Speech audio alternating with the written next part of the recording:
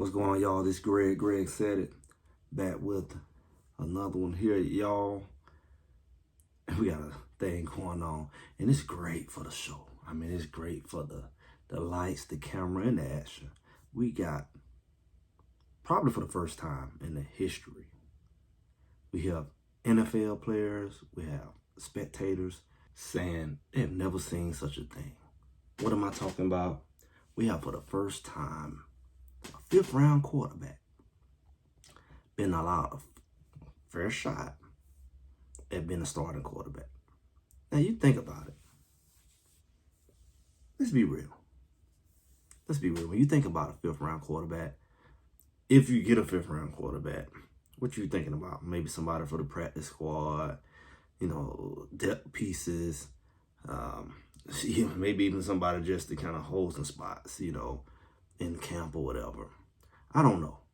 But it's rare that a 5th, now it happened. I mean, we seen Rattler do it down in New Orleans with the Saints last year. But it took a lot of situations, what I call act of God, what I said with Shedeur, to get there. Some significant trades, some injuries, and boom. It's not what people expected or planned, right? But you also don't typically have a 5th round quarterback coming in intentionally when you already have 4 other guys on the roster. You pretty much know he's not going to play because there's only so many quarterbacks you keep. This is not receiver. This is not lineman. This is not a position where you can be late draft pick, way down on the depth chart, but you can make yourself valuable. You can make an impression on the special teams. No, not the quarterback. You don't need 4 or 5 quarterbacks. You don't. And so when you think about somebody intentionally picking up a quarterback, knowing you just traded for one, you just brought one in, you got one injured, and then you drafted one right before him, that's weird. Now, I kind of go along with the idea. They say, wow, he's still there. We got to get him. But really, what situation have you just put yourself in? It would be wasteful and foolish on so many levels for you not to give him an opportunity. Because the reality is, you said the value wasn't there for you to take him in the 1st round. You didn't take him in the 3rd. What kind of value do you think he has? I mean, clearly he's bringing the spotlight. He's bringing fans. People want to actually pay attention to y'all. People actually want to buy your apparel, come to the games. So clearly there's value there. You can't sit up here and say he wasn't an All-America and he wasn't an All-Conference player. He wasn't the Johnny Unitas Golden Arm Award winner, which is the #1 quarterback in the country. You can't say he is not the most accurate, or would you say accurate, the highest completion percentage in history, right? You can't say that. I mean, he broke, 100 records at Colorado in a couple of years? Broke a tie. He accomplished every record you got. He's shown that ever since he's been playing in college, and really probably before that, he is a record-breaking quarterback. He lit it up at Jackson State as a freshman and a sophomore. He lit it up in Colorado the last couple of years. See, it'd be foolish to say he's not productive. His numbers are productive.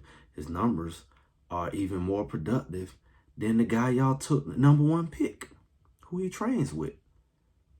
Look at the numbers side by side. He's been in the top category for the last couple of years at the FBS level. For the last couple of years, even in that weak Pac-12, which the #1 pick also came from, he's been the top guy, even with a no experience or non-quality offensive line. He still was productive with all the flaws, with the sacks, with the holding on the ball. So you would think, you would only imagine, we can kind of polish this thing up. What do we have here? Because he accomplished all of that in a raggedy situation, really.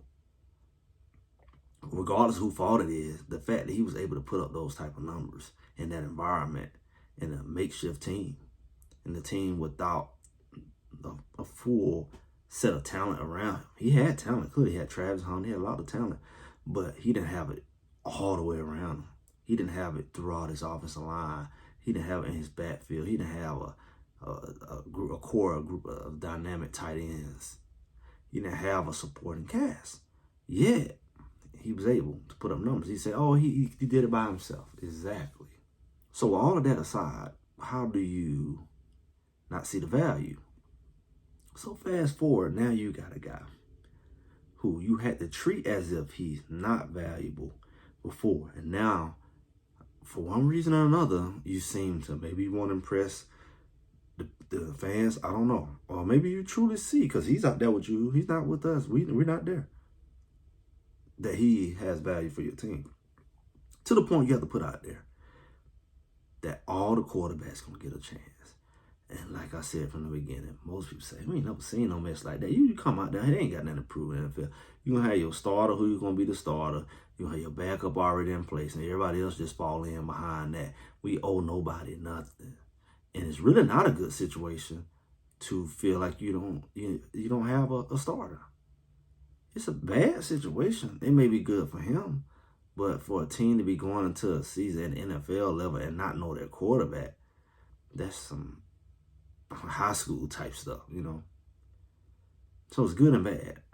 It sounds good because it sounds like the worst thing that could have happened to him, the nightmare, is that he wasn't going to get a shot because he's so far down on the depth chart, he wouldn't even get the amount of reps to be anything significant or to prove himself. And that's in practice and even into the preseason. To the point where a lot of people say, will he even make it that far? Because even now, you get to show what he can do. So for them to say, hey, everybody going to get equal reps, it benefits even Gabriel, because I don't know if he was going to get even equal reps. But since you're doing it for just Shedeur, you got to do it for Gabriel. And you can't just say, oh, we don't do that for Shedeur, because they know people ain't going for that. The problem is, what if Shedeur outperforms him? I mean, we got mixed coverage, but for the most part, they say it's not even close between him and Gabriel. And Gabriel not a bad quarterback. I don't think Pickett is that great. And Flacco is old. You really putting yourself in a situation where possibly the guy who you said don't have value somehow ends up as your starting quarterback at some point. I don't know if early as the first game or a few games in or later in the season, but you put yourself in a situation where you open your mouth, like I said before, saying something like that. And here it is, the no value, no quality guy end up being. So either your room is garbage and your team is garbage, or you the fool. You undervalued him and you spoke out of your mouth falsely that he doesn't have the value that you should be associating with him. You should be treating him as somebody who could lead your team. But you said he didn't have that value because that's why you didn't see him as a first-round draft pick. But if he turn around and do it, what do you say? He changed? Or you was wrong? Either way, it's going to look like a big case of humble pie for this team. Because they're going to have to either acknowledge that they don't know what they're looking at and they just blinds the back to take him in the fifth round because they had so many more chances. I mean, out of 143 opportunities before, and I'm not saying had every opportunity, but I mean, they picked other players. They picked several other players in this draft. So you think about it, you pick him at the point where you say, we'll get him because he's there, but we didn't really need him. And then you turn around and need him.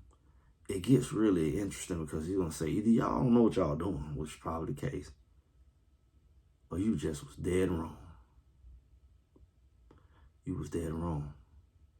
Or you didn't say, oh, he just got that much better when he got there.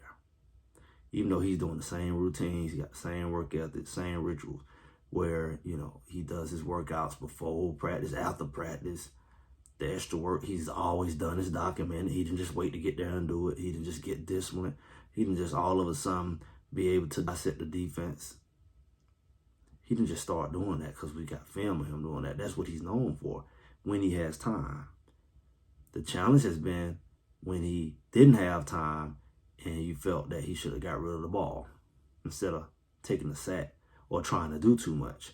But that's with somebody who basically, when they have a lot of time, you look at the games that he played for people who actually pay attention to him. When he had a lot of time, he was considered surgical and hard to beat.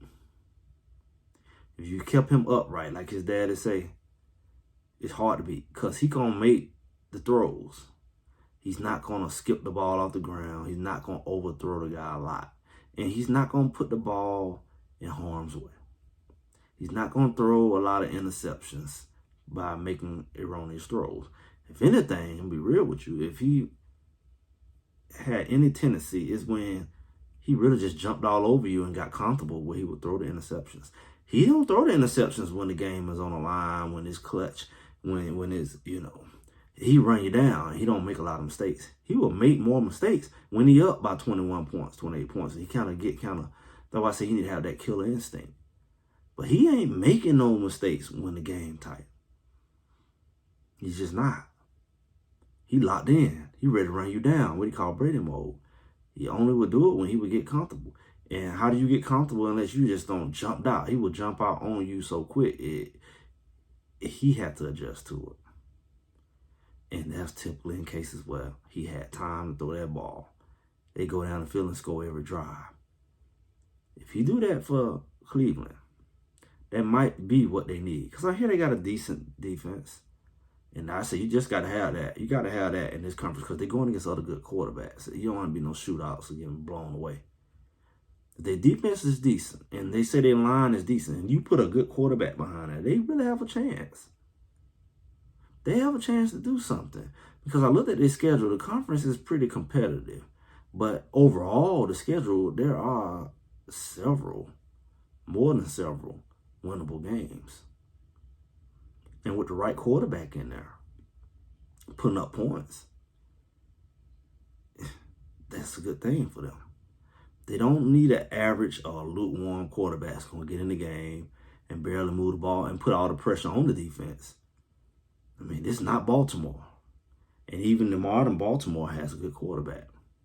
It's not the old Baltimore. But that's the type of teams they got to play. So they got to have, you're playing Baltimore, you're playing Buffalo, you're playing Cincinnati. These guys got elite quarterbacks. You can't go up against them with a C-list quarterback. They got to hurry up and find a guy.